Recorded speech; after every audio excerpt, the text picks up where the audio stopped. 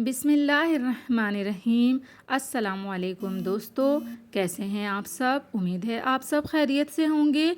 आज मैं आपको एक सच्चा वाक़या सुनाने जा रही हूँ। इराक़ के शहर बसरा का एक तवाइफ़ ज़ादी की सच्ची तौबा का वाक़या है। लेकिन उन दोस्तों से मेरी गुजारिश है जो चैनल को फ़र्स्ट टाइम देख रहे हैं, चैनल को सब्सक्राइब कर दें और बेल नोटिफिकेशन को भी ऑन कर लें। एक तवाइफ़ की सच्ची तौबा।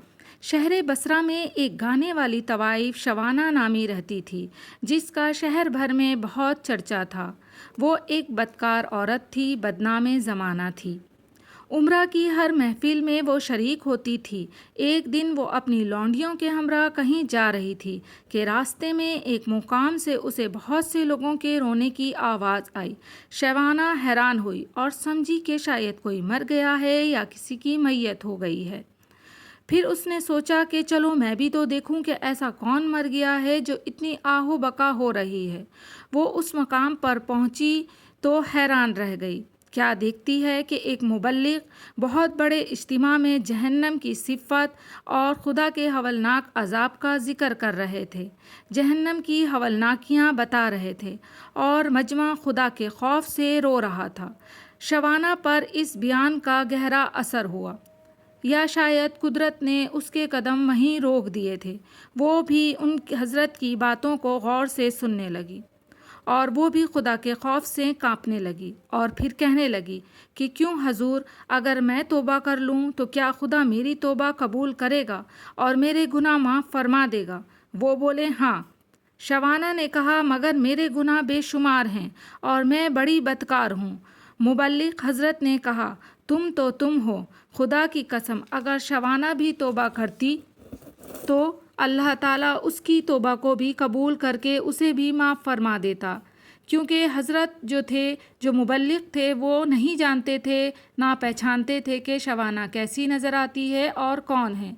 इसलिए उन्होंने शवाना की मिसाल दी।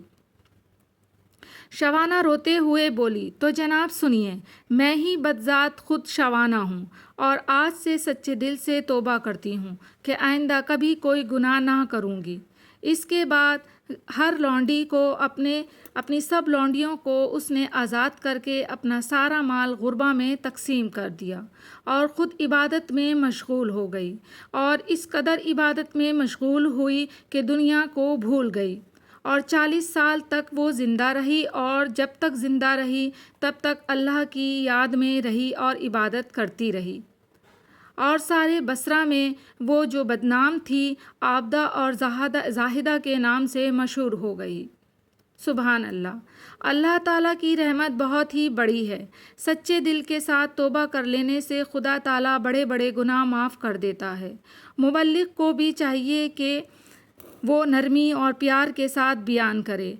अगर वही चीज़ उसे वो सख्ती से बताते या शवाना का नाम सुनते ही वो भड़क उठते और उस पर गुस्सा होते कि तुम मेरी महफिल में क्या कर रही हो, तो हरगिज़ वो ईमान कबूल ना करती, बल्कि वो और ज़्यादा बुरे कामों में पड़ जाती। लेकिन मुबल्लिग ने उसे प्यार और मोहब्बत और इखलाक से अल्लाह ताला का बयान, जो भी हवलनाकियाँ थी अज़ाब की, वो उसे सुनाई और उसे प्यार से समझाया, तो उसका दिल भी मोम हो गया और वो इस्लाम की तरफ लौट आई, अल्लाह की तरफ लौट आई।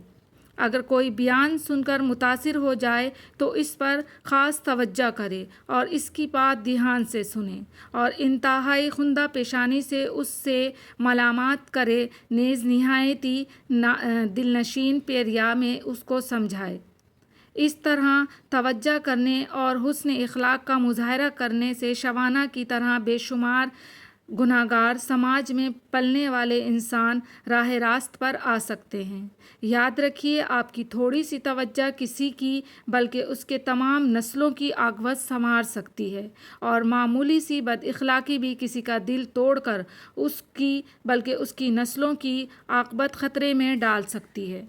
हमारे प्यारे आका हज़रत मोहम्मद सल्लल्लाहु अलैहि वसल्लम ने एक मौके पे हज़रत आयशा सिद्दीक़ा रज़ियल्लाहु ताला अन्हा से फ़रमाया कि नरमी को लाजिम कर लो और सख्ती और फहश गोई से बचो।